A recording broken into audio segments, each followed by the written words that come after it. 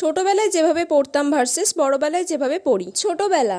মা, আজকে যদি আমি ভালো করে পড়ে নিই তাহলে আমাকে ঘুরতে নিয়ে যাবে তো সন্ধ্যাবেলা? হ্যাঁ যাবো, আগে ভালো করে তুই পড়। আচ্ছা, তাহলে আজকে আমি ভালো করে পড়ে নিচ্ছি, ঠিক আছে? A for apple, B for ball, C for cat, D for dog, M for moon, M for moon, M for moon. কি রে, কি পড়ছিস তুই? হ্যাঁ মা, পড়ছি। O for orange. বড়বেলা।